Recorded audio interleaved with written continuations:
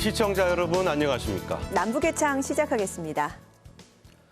북한이 노동당 창건 76주년을 맞아 국방발전 전람회를 개최했습니다. 열병식 버금가는 이 행사에 최신 전략 무기들이 선을 보였습니다. 군사력 강화를 천명한 김정은 위원장은 한국과 미국의 태도 변화도 압박했습니다. 하지만 주적은 전쟁 그 자체이지 한국이나 미국이 아니라면서 관계 개선의 여지는 남겼는데요. 우리 정부는 종전선언의 불씨를 살리기 위해 전력을 다하는 모습입니다. 이슈엔 한반도에서 집중 분석해 보겠습니다. 전투기들이 축포를 쏘며 평양 상공을 가르고 추락하듯 빙빙 돌며 낙하 기교를 선보입니다. 수백 미터 상공에선 낙하산병이 노동단기를 펄럭이며 내려옵니다. 영광 넘친 10월의 하늘가에 핀 한 성이 꽃인가. 조종 낙하산을 활짝 펼치고 강화치점으로 활공하고 있는 낙하산병. 북한이 노동당 창건 76주년을 맞아 개최한 국방발전 전람회 개막식. 야외 무대에선 마치 차력쇼를 연상시키는 무술 시연도 펼쳐졌습니다. 마주 서서 목으로 철근을 밀고 있는 특수부대 군인들. 잠시 뒤 엿가락처럼 휘어집니다. 날아오는 두꺼운 강목을 맨몸으로 받아넘기기도 합니다. 배 위에 콘크리트판을 올려놓고 쇠망치로 가격하는 아찔한 장면도 연출됩니다. 머리로 기왓장을 들이받아 산산조각 내고 쇠망치로 주먹을 내리쳐 격파하는 시범도 이어졌습니다. 원수들이 이 땅에 덤벼든다면 조국의 평온을 지켜 한 몸 그대로 무쇠 주먹이 되고 번개 같은 비수가 될 굳은 교리가 가슴마다에 비껴 있습니다. 연단에 앉아있던 김정은 위원장은 박수를 치다가도 때때로 긴장된 표정도 보였습니다.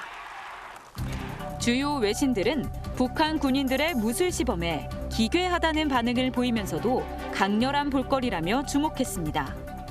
개인의 전투력에 이 중점을 둔 이런 방식은 다분히 전 근대적인 이 군사력 증강 방식이란 말이에요. 상당히 외형적으로는 첨단화된 군사력을 갖추고 있지만 의식적으로는 여전히 과거에 머물러 있는 이런 일단을 보여준다라고도 볼 수가 있고요. 김 위원장은 전람회장에 들어서서 북한이 지난 5년간 개발한 무기 체계들을 모두 살펴봤습니다.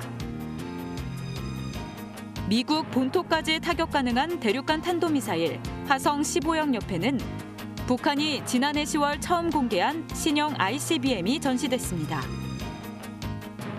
괌까지 타격 가능한 화성 12형과 북한이 지난달 28일 발사한 극초음속 미사일도 나란히 전시돼 위용을 과시했습니다.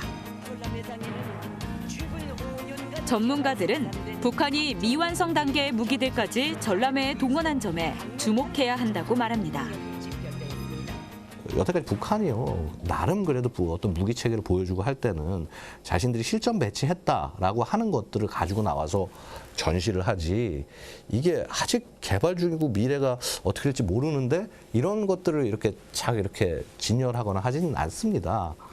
소위 북한의 국방과학 일꾼들이 김정은의 성과 요구에 부응을 해서 조금 아직 성숙하지 못한 무기 체계라도 이렇게 내놨을 가능성들 여러 가지 것들이 있다. 근데 되려 잠수함 발사 탄도미사일 SLBM도 열병식에 버금가는 전람회장 한쪽에 자리를 차지했습니다. 초기 버전인 북극성 1형과 개량형인 북극성 5형은 물론 크기가 작아진 SLBM도 선보였습니다. 신형 SLBM은 북한이 현재 건조 중인 3,000톤급 잠수함에 여러 발 탑재되도록 보완된 것으로 추정됩니다. 북한판 이스칸데르로 불리는 KN-23과도 유사한 형상을 갖춰 요격 회피 기능도 갖춘 것으로 평가됩니다. 신형 SLBM의 크기나 이제 모양을 봐서는 이거 자체가 그렇게 중거리 이상이라고 보긴 힘들고요. 분명히 한반도를 겨냥한 단거리 SLBM일 가능성이 크다라고 생각이 됩니다.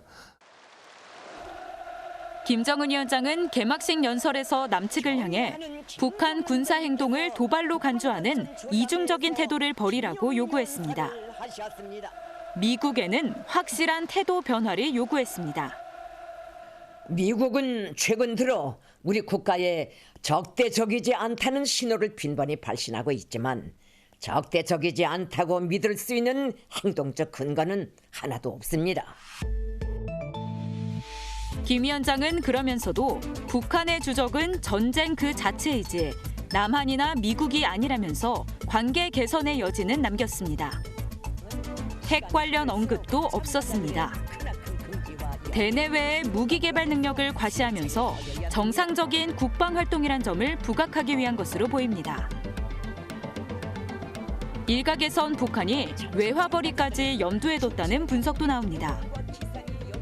비공식적으로나마 북한 같은 나라에서 무기를 획득해야 되는 대상들이 있습니다.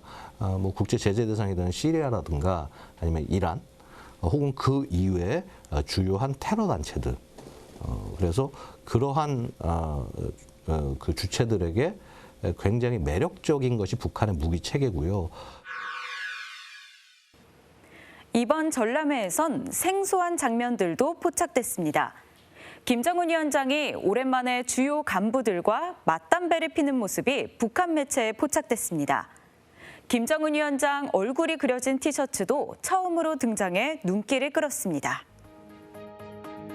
전람회 도중 김정은 위원장이 조용원과 최룡해 등 주요 간부들과 자리를 함께했습니다. 김 위원장과 맞담배를 피는 주요 간부들. 환한 표정으로 생맥주를 함께 마시기도 합니다. 김 위원장 일정에 동행한 간부들이 이런 모습을 보인 건 극히 이례적인 일입니다. 고락을 같이 하는 영도자와 전사들 사이에 뜨겁고도 친근한 정이 차넘치는 전람회장은 행복감으로 해서 세차게 설레였습니다. 북한 애국가 연주를 담당한 지휘자는 김정은 위원장 얼굴 모양이 새겨진 하얀색 티셔츠를 입었습니다. 조선중앙TV 화면에서 명확히 드러나지는 않았지만 연주 단원들도 같은 티셔츠를 입은 것으로 추정됩니다. 최고 지도자의 얼굴이 그려진 티셔츠를 북한에서 보여준 사례는 이제까지 제가 본 경험은 한 번도 없다. 김정은 위원장이 매우 친근한 이미지의 지도자고 주민들과 또 모든 사람들과 함께 할 수 있는 보통 국가의 지도자, 그것을 구체적으로 또 북한 주민들에게 보여주는 그러한 행위라고 봐야 되겠습니다. 김정은 위원장은 당 창건일 기념 강연에서도 애민 이미지를 드러냈습니다.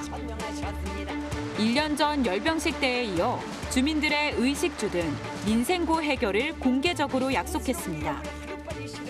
나라의 경제를 지켜 세우고 인민들의 식이주 문제를 해결하는 데서 효과적인 5년, 세월을 앞당겨 강산을 또 한 번 크게 변모시키는 대변혁의 5년으로 되게 하고, 하지만 북한은 경제난 해결보다 국방 무력 강화에 더 방점을 두고 있는 것으로 보입니다.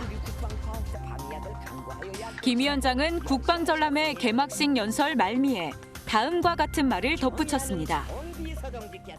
물론 나라의 경제적 사정이 의연 어렵고 다른 부문들에서도 발걸음을 재촉하고 시간을 다투는 중대한 과업들이 있겠지만 모두가 국방력 강화에 중차대함을 잊지 말아야 할 것이며, 강력한 국방력을 갖추지 않으면 당과 정부의 대내외 정책들도 추진하기 어렵다고 판단한 것으로 풀이됩니다.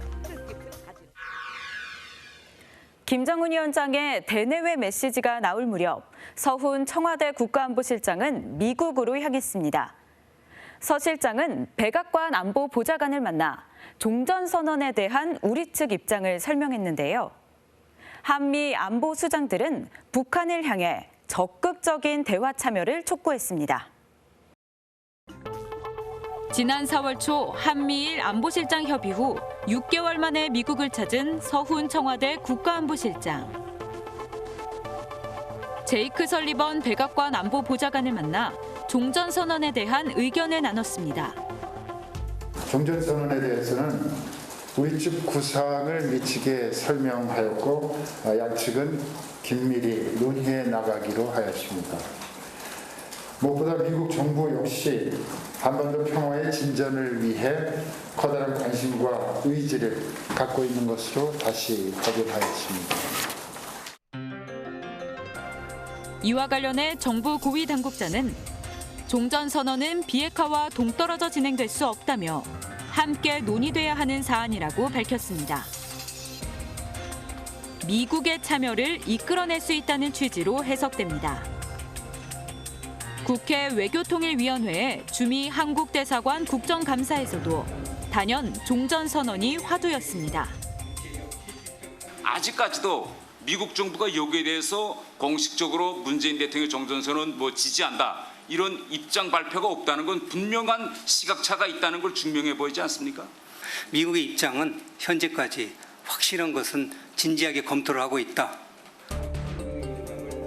이수혁 주미대사는 미국도 종전선언에 대해 공감대를 이뤘다며 북한의 호응을 기다리는 상황이라고 밝혔습니다.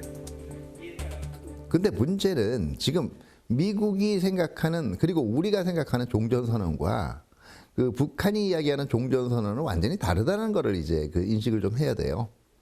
그다음에 이중자 때의 그 이 폭이라는 거는 무슨 얘기냐면 북한의 기존 핵능력이라 지금 군사력 건설을 인정하는 가운데서 대화에 나서라는 것이기 때문에요. 남북통신선을 연결한 북한이 압박과 유화 메시지를 동시에 띄우며 한미 양측의 선택을 요구하고 있습니다.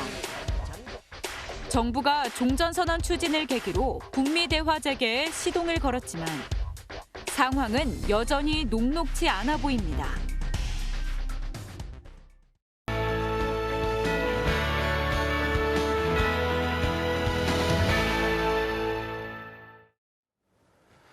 백두산의 생수 공장이 문을 열었다고 북한 매체가 보도했습니다. 북한에서 생수를 마시는 사람은 부자라는 인식이 있는데요.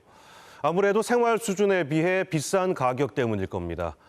북한은 곳곳에 생수 공장을 늘려가고 있다는데요. 생수 대중화에 성공할 수 있을지 함께 보시겠습니다. 북한의 천연 기념물로 지정돼 있는 백두산 리명수 폭포.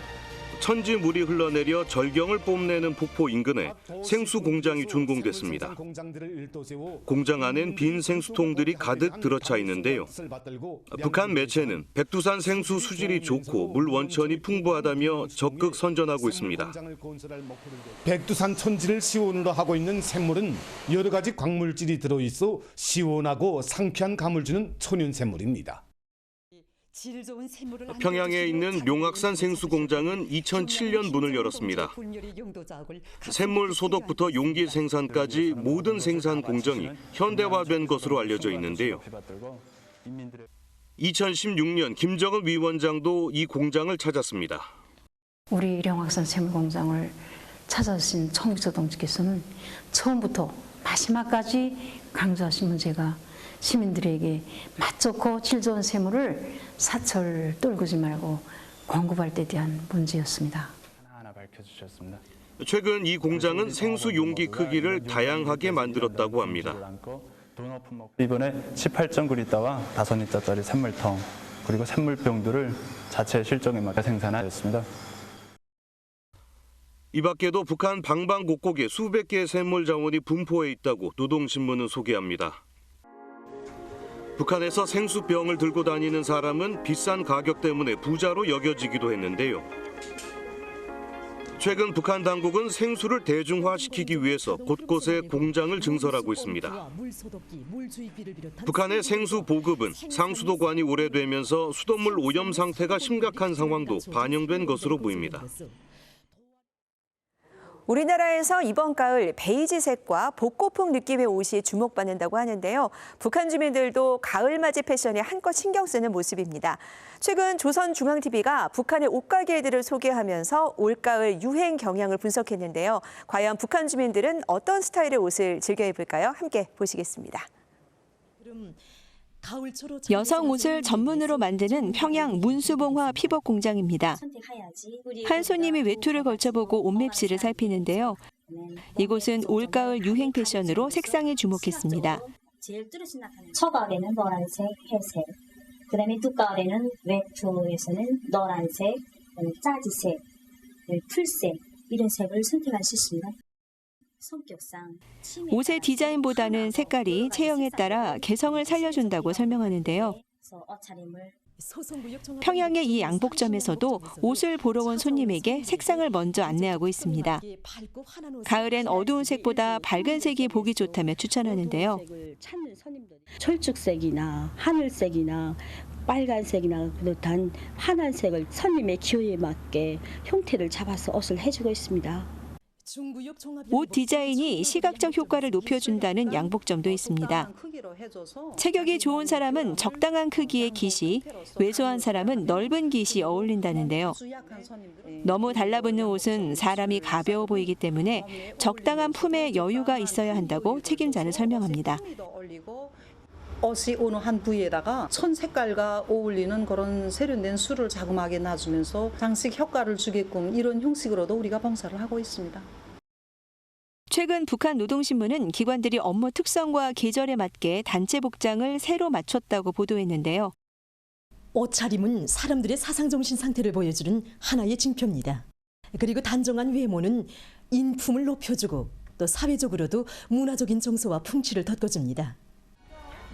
북한의 계절별 옷도 점점 개성을 중시하는 방향으로 바뀌고 있지만 직장이나 학교 등의 단체복은 여전히 다양성을 인정하지 않고 있습니다. 지금까지 요즘 북한은이었습니다.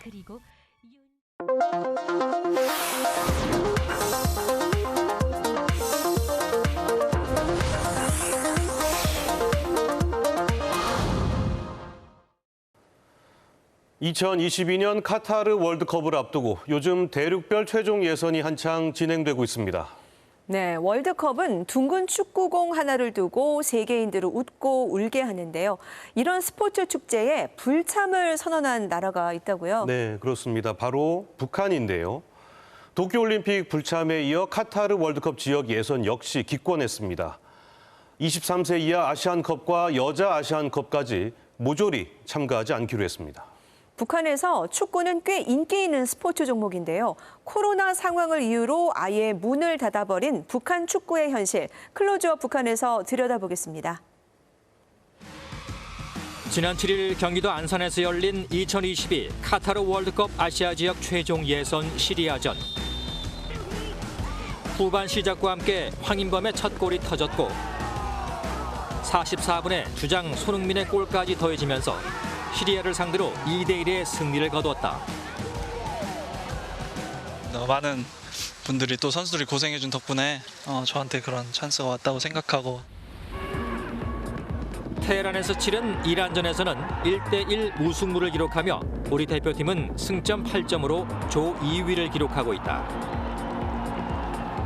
지금도 세계 곳곳에선 2022 월드컵 본선행 티켓을 두고 대륙별 경쟁이 치열하게 벌어지고 있다. 그러나 북한은 지난 5월 아시아 지역 예선 불참을 통보하면서 2022 카타르 월드컵을 기권했다. 도쿄올림픽과 마찬가지로 코로나19 우려 때문에 불참한 것이다. 또 작년 10월 달에 비상방역법 만들어서 국경을 봉쇄할 정도로 지금 강하게 가고 있지 않습니까? 북한은 아마 자국 내에서의 예선전 개최라든지 그다음에 자국 선수단들이 외국으로 나가는 것에 대해서 상당한 부담이 있었을 거라고 생각을 합니다. 북한은 1958년 국제축구연맹 FIFA에 가입하면서 국제 무대에 모습을 드러내기 시작했다. 1966년 잉글랜드 월드컵 본선에 첫 출전한 북한은 뛰어난 기동력과 수비로 돌풍을 일으키며 세계 축구계를 충격에 빠뜨렸다. 축구 강호 이탈리아를 1대0으로 꺾고 8강에 오른 것이다. 이후 8강전에서 포르투갈을 만난 북한 국가대표팀. 동양의 펠레로 불리는 박두일의 활약으로 3대0으로 앞서가며 열풍을 이어가는 듯했다. 하지만 포르투갈의 축구 영웅 에우제비오가 22분 동안 4골을 넣으며 5대3의 역전패를 당하고 말았다. 이후 침묵을 지키던 북한 축구는 2010년 남아공 월드컵을 통해 본선 무대에 다시 한번 서게 된다. 44년 만에 본선 무대를 밟은 북한은 브라질, 포르투갈과 함께 죽음의 조에 속해 있습니다. 제일동포 출신의 정대세와 안영학이 북한 대표팀으로 출전했던 남아공 월드컵. 축구 강국 브라질을 상대로 한 골을 뽑아내기도 했지만 포르투갈과의 경기에서 또다시 7대0의 참패를 당하고 만다. 하지만 북한은 당시 월드컵 경기를 처음으로 생중계했다. 주민들이 실망하는 모습도 여과 없이 전파를 탔다. 그 경험이 딴 팀들에 비해서는 너무 적다고 생각했습니다. 그리고 군대 역사상 이렇게 세계선수권 대회도 또 처음이고 아이들이. 2014년 브라질 월드컵. 북한 국가대표팀의 본선 진출은 좌절됐지만 북한 조선중앙TV는 주요 경기를 녹화 중계했다. 아시아태평양 방송연맹 등의 지원으로 합법적으로 중계가 가능하게 된 것이다. 북한 내부의 축구 열기도 더욱 뜨거워졌다. 조선팀이 없는데 저 아는 팀이랑 저 우승 후보팀들이 있으니까 이스파냐나 무슨 브라질 이런 나라들 이거 더이칠란드 우승 후보팀 아닙니까? 그러니까 좀 호기심은 많습니다. 국제축구연맹 2018년 월드컵 경기 대회가 14일 러시아의 모스크바에서 개막됐습니다. 주최국팀인 러시아팀과 3년 전 러시아 월드컵 역시 북한은 본선에 오르지 못했지만 월드컵 개막과 경기 소식을 전했다. 최근엔 유럽 챔피언스 리그 같은 축구 강국들 경기도 녹화 방송할 만큼 북한 내부의 축구 인기는 높은 편이다. 2018년 평양 국제 유소년 축구 대회를 계기로 평양을 방문했던 KBS 제작팀. 당시 북측 안내원은 해박한 축구 지식을 뽐내기도 했다. 호날두의 열성 팬이라는 안내원은 메시와 네이마르 등 유럽 리그 선수들의 근황을 속속들이 알고 있었다. 로날도하고 베일하고 한 팀에 있지 않습니까? 리알 마드리드에. 로날도 다음에는 제 눈에 들어오는 게 베일이더라고요. 로날도가 최근에 레알 마드리드를 떠난 건 아시죠? 예, 당연히. 유벤투스로 갔던데. 손흥민은 물론 여자 축구 대표 선수 지소연을 지 메시로 부를 만큼 한국 축구에 대해서도 잘 알고 있었다. 남측 선수 중에 아는 선수 있나요? 손흥민, 박지성하고 박수님하고 지메시라고 통하더라고요. 당시 안내원은 북한 젊은 세대를 중심으로 해외 스포츠에 대한 관심이 많아졌고 TV와 신문, 잡지를 통해 관련 정보를 얻는다고 전했다. 좋아하는 사람들은 많고 관심도 높으니까 그만큼 진짜 자기가 요구하는 만큼은 다 이제 충족시킬 만큼은 다. 김정은 북한 국무위원장은 집권 초기부터 축구에 대한 지원을 아끼지 않았다. 북한을 대표하는 능라도 5일 경기장을 최신식 축구장으로 탈바꿈했고 축구 영재 교육도 강조했다. 2013년 문을 연 평양 국제축구학교가 대표적이다. 개교 당시 김정은 위원장이 직접 방문했던 평양 국제축구학교. 전국 각지에서 축구 유망주들을 선발했다. 내가 평양국제축구학교에 선발될 때 우리 동무들은 나를 몹시 부러워하였습니다. 이처럼 훌륭한 축구학교에서 더 열심히 배우고 더 열심히 훈련해요. 국가를 대표하는 선수로 되어 경기하는 원수님께 기쁨을 드리겠습니다.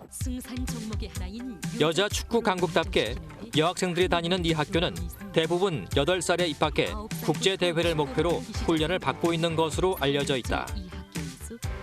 승리의 최고와 신이신 경의하는 원수님께 영광을 드리자.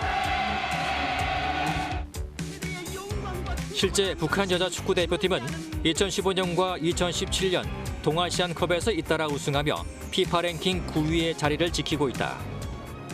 아이들은 항상 나라에서 항상 관리하고 그런 거를 시스템이 잘 돼 있어요. 중국에 전지훈련 매해 나간다고 해요. 이런 훈련을 나가서 해마다 거기 중국 유소년 아이들하고 시합을 하고 항상 대회 같은 것도 하더라고요. 이 학교를 졸업한 학생들 가운데 기량이 뛰어난 선수들은 유럽 등 해외 리그로도 진출하고 있다. 이탈리아 칼리아리 구단의 공격수로 활약했던 한광성이 평양 국제축구학교 출신이다. Mi piace giocare centro davanti vicino alla porta. Voglio fare gol sempre, quindi 북한 호날두라 불리는 한광성은 2017년 북한 선수로는 처음으로 이탈리아 세리에 A 무대를 밟았다. 이후 유벤투스와 카타르의 알두하일 등 해외 무대에서 활약했다. 그러나 최근 국제사회 대북 제재로 한광성은 북한으로 복귀했다. 유엔 안전보장이사회 대북 제재 전문가 패널이 한광성을 비롯해 유럽 리그에서 뛰고 있는 북한 축구 선수를 외화벌이 노동자로 규정한 것이다. 연봉이 22억 원으로 알려진 한광성은 소속팀 알두하일에서 받은 월급 약 1억 8,200만 원 가운데 생활비 200만 원을 제외하고 전액 북한에 송금한 사실이 유엔 조사로 드러났다. 한광성 선수한테 급여를 줬는데 그 급여는 결과론적으로 북한 정권에 들어갔다. 결국 이것은 우리가 준 돈이 핵개발이라든지 탄도미사일 발사에 결정적인 도움을 준 거 아니냐라는 이제 비판들이 있었던 거죠.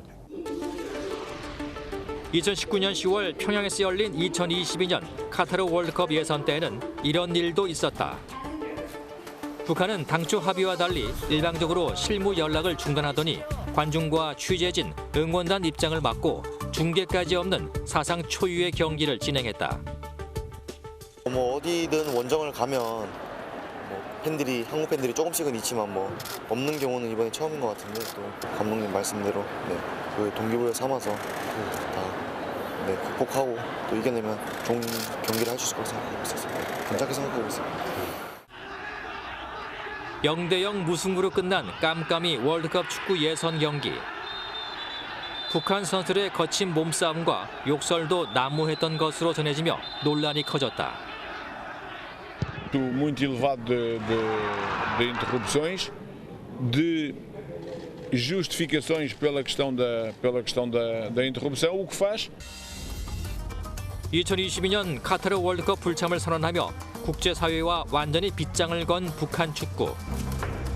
코로나19로부터 선수를 보호한다는 명분이지만 결국 가장 큰 피해는 북한 축구 선수들에게 돌아간다는 것이 북한 국가대표 출신 탈북민의 의견이다. 선수들에게는 절망과 좌절밖에 안 남을 것 같아요. 4년 뒤에 다시 기회가 온다 해도 주전으로 뛸 수 있다는 보장도 없고 또 나이도 되고 체력도 안 되면 자리를 내줘야 되잖아요. 코로나19 방역으로 국경까지 봉쇄하면서 월드컵 참가까지 막아버린 북한. 대표 선수들의 기량 향상과 국제 스포츠 교류는 보건 안전이라는 목표 아래 여전히 뒷전으로 밀려나고 있다.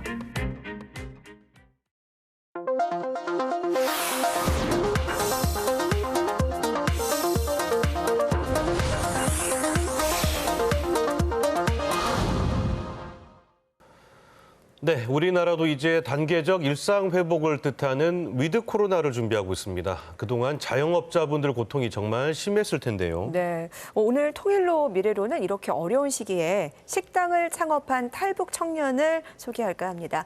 최훈 리포터가 만나고 오셨죠? 네, 2007년에 탈북한 김원준 씨를 직접 만나보고 왔는데요. 젊은 층을 겨냥한 감각적인 식당 인테리어가 굉장히 인상적이었습니다. 네, 그런데 이 식당을 창업하기까지 어려움이 참 많았을 것 같은데요. 네, 맞습니다. 16살에 탈북을 해서 한국 사회에 적응하기가 참 쉽지 않았다고 합니다.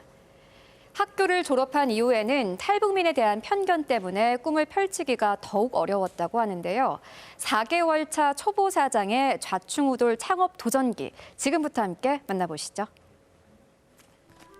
폐선 부지에 들어선 아름다운 공원과 개성 넘치는 가게들이 즐비한 곳. 서울 연남동은 항상 젊은이들의 발길이 끊이지 않습니다. 이곳에 감각적인 공간으로 입소문이 난 식당이 있다는데요. 2007년 함경북도 청진에서 한국으로 온 30살 김원준 씨가 운영하는 가게인데요. 이른 아침부터 영업 준비로 분주하게 움직이고 있었습니다. 야채가 들어가는 종류가 생각보다 많아가지고 8가지가 들어가니까 소독하고 다시 세척하고 물 빼고 하는 게 되게 손이 좀 가기는 해요. 원준 씨는 코로나19 확진자가 급증하던 지난 7월 가게 문을 열었습니다. 자신만의 개성을 표현하기 위해 내부 인테리어부터 메뉴 개발까지 모두 혼자 진행했는데요. 주변에선 이런 원준 씨를 보며 응원보다는 걱정 어린 시선이 많았다고 합니다. 어려운데 애매한 것들을 하고 있으면 어떡하려고 하냐 이 시기에 그러는데 뜯어서 말리고 싶다고 하는데 제일 안 좋은 시기에 내가 한번 해보자 하고 그래서 시작했어요. 평소 요리에는 자신 있었지만 처음 하는 창업이 쉽지는 않았는데요. 손님들의 의견을 허투루 넘기지 않고 메뉴를 계속 개발해 나갔습니다.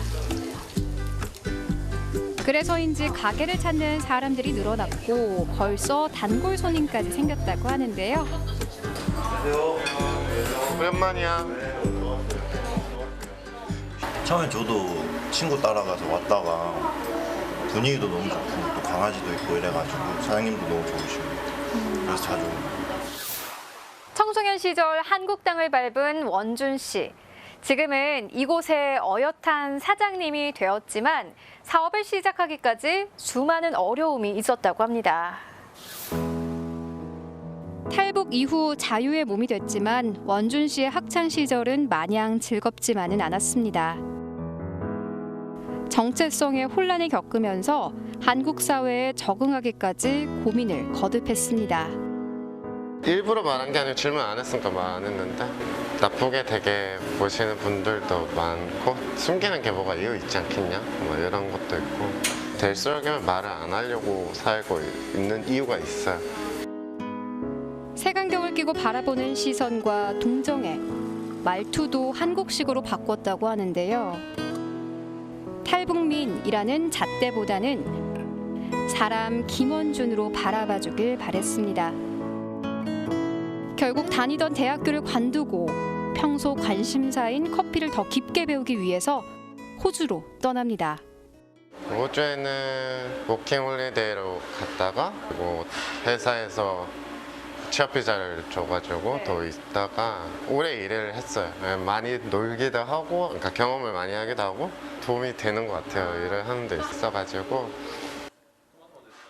최근엔 함께하는 이들도 많아졌는데요.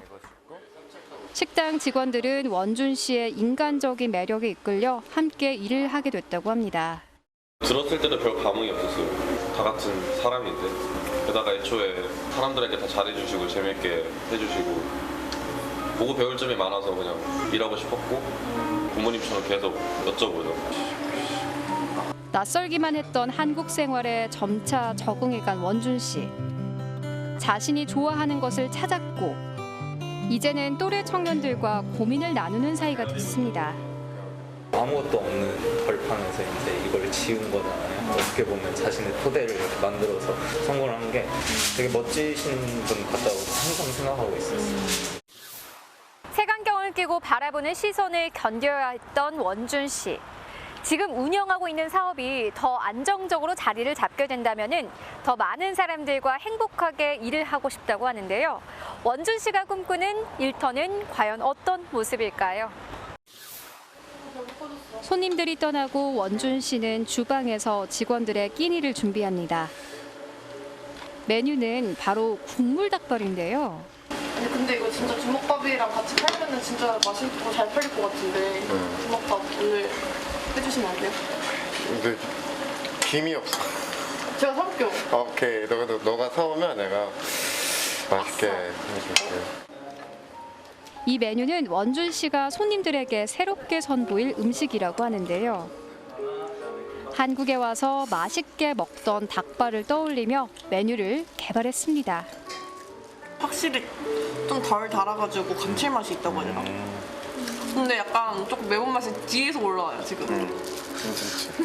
저 이제 먹어볼 건데 이게 저도 요리를 되게 좋아하는데 근데 되게 요리 잘하세요 사장님이. 그래가지고 제가 정식으로 요리를 배워본 적이 없어서 조금 이런 부분은 한번 알고 싶다.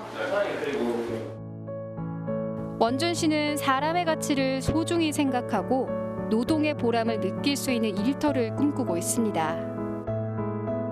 탈북민이라는 편견 없이 개인의 능력으로 평가받는 그런 곳입니다. 한 회사에 10명이 필요하다고 하면 반반씩 정확하게 채용을 해서 잘할 수 있는 것들로 또 회사들을 만들어 나가는 게 목표예요. 그래서 여러분들이 도움을 주셔가지고 제가 이렇게 성장할 수 있어요. 저는 행동으로 보여드리고 싶어요. 시행착오를 겪으며 차근차근 성장한 원준 씨. 탈북 청년의 창업 도전이 또래 청년들에게도 귀감이 되고 있습니다.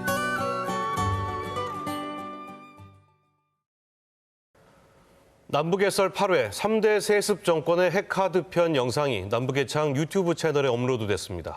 북한의 핵 개발은 1960년대부터 시작됐는데요. 북한이 핵을 포기하지 않는 이유가 뭘까요? 주요 영상 함께 보시겠습니다.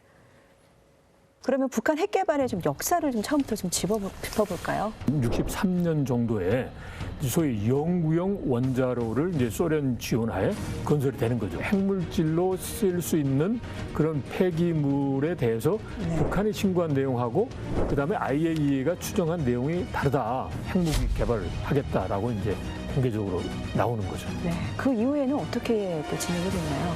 일종의 이제 서울 불바다 발언. 전쟁이 일어나면은 불바다가 되고 말아요. 뭐 국제사회 움직임은 어땠었나요? 9.19 합의를 이룹니다. 그런데 9.19 공동선언을 합의한 날 마카오에 있는 북한 계좌를 미국이 동결을 시켜버려요. 그래서 2006년 10월 9일 날 북한이 이제 1차 핵실험을 진행합니다. 북한이 왜 이렇게 핵을 포기하지 못하는 걸까요? 국제사회가 여전히 이제 북한에 대한 체제를 위협하고 있다라고 생각을 하고 있기 때문이에요.